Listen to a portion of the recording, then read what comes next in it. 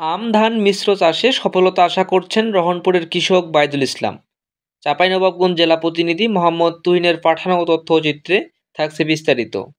চাঁপাইনবাবগঞ্জ জেলার গমস্তাপুর উপজেলায় রহনপুর ইউনিয়নে তেঁতুলতলা গ্রামের কৃষক বাইদুল ইসলাম আম ধান মিশ্র চাষে অসাধারণ সাফল্য পেয়েছেন। সীমিত জমিতে চাষাবাদ করে তিনি দেখিয়েছেন কিভাবে একই জমিতে একই সঙ্গে দুই ধরনের ফসল ফলিয়ে লাভবান হওয়া যায়।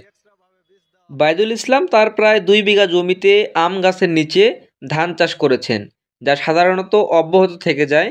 এতে জমির সর্বোচ্চ ব্যবহার যেমন নিশ্চিত হয়েছে, তেমনি খরচও কমেছে। বিশেষ করে তিনি গ্রীষ্মকালীন উচ্চ ফলনশীল ধান বেছে নিয়ে মাটির আর্দ্রতা বজায় রেখে সঠিকভাবে পরিচর্যা করেছেন।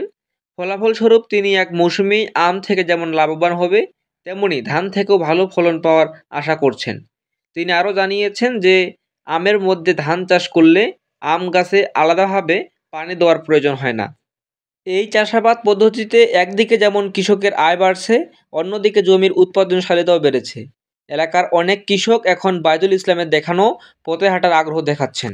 এ বিষয়ে কৃষি কর্মকর্তারাও প্রশংসা করছেন তার উদ্যোগের। তারা বলছেন, মিশ্র চাষ পদ্ধতি পরিবেশ বান্ধব ও টেকসই কৃষি একটি ভালো উদাহরণ।